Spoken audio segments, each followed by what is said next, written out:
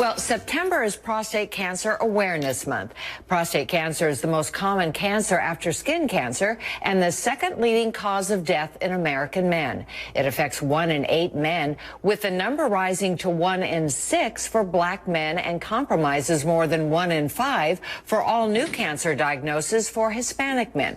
Joining us now to discuss this very important topic is Dr. Brian K. McNeil. Welcome, Dr. McNeil. Pleasure to be here with you, Sandy. Thank you. So good to be here. And I'm so glad that September is Prostate Cancer Awareness Month because it is such a crucial topic for all of the men in our life. And tell us a little bit about this racial disparity. That is something I had not heard of before. Well, racial disparities do exist amongst men with prostate cancer. If you think about it, the average man has about a 1 in 8 chance of being diagnosed with prostate cancer in his lifetime. And if you're African American, that risk goes up to 1 in 6. Furthermore, for Hispanic men, 20% of all cancers diagnosed in Hispanic men are accounted for by prostate cancer. Wow, that is just shocking to me. As I said, I had not heard that before. So are there actually, in all of the therapies that you have for prostate cancer, is there a racial disparity there as well, with men being allowed to get proper therapies and treatment? Well, it's not intentional, but looking back, we found some discrepancies amongst men from various ethnic groups having access to care for prostate cancer. Let's use immunotherapy for an example. Immunotherapy was approved for advanced prostate cancer a little over a decade ago. And what we found was that there was an increased adoption of immunotherapy in white men as compared to black men. And we don't exactly know why. We're not sure if it was due to a lack of education or awareness, or if it was a matter of a lack of access to care. Wow, that does not seem right, does it?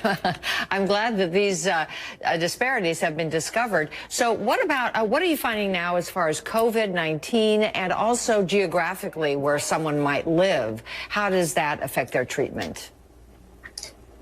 Great question. So COVID-19 has resulted in a shifting of healthcare resources from patients with cancer to those with COVID-19. And what we found is that some of the pre-existing disparities amongst men with prostate cancer have worsened during the pandemic.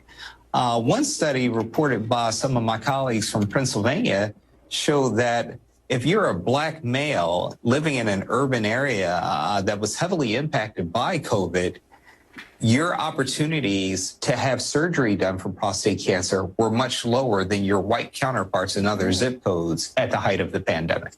Wow, wow. These are all important facts to let our viewers know about. That's kind of crucial information. So what are you finding now as far as going forward? What are your hopes for these racial disparities and educating the public? Well, you're actually part of the solution, Sandy. I think of addressing this in 3 ways. 1, education and outreach. And I thank you for your time and your attention to this issue.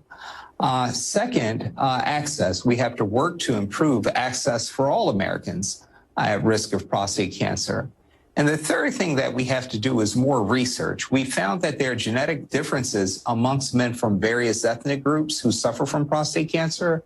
And if we can target specific therapies to those at-risk groups, this will lead to better outcomes in the future. And I think we're headed there. Great. That's good news. And when should men get screened? Is there a particular time that you recommend or an age? Again, absolutely. Great question. So if you're an average male in the United States and between the ages of 55 and 69, you should have a conversation with your healthcare provider about getting screened for prostate cancer. It's something that we at the American Urological Association refer to as shared decision making. If you're part of a high-risk group, you should have that conversation much sooner.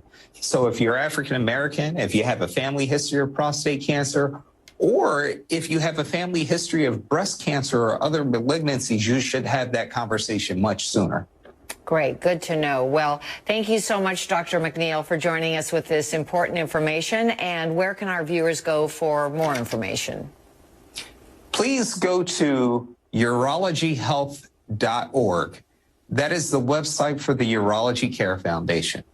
Great. Thank you so much, and so happy to share this information in September, Prostate Cancer Awareness Month. Thank you for your time. You're welcome, Sandy. Take care. Thanks, you too.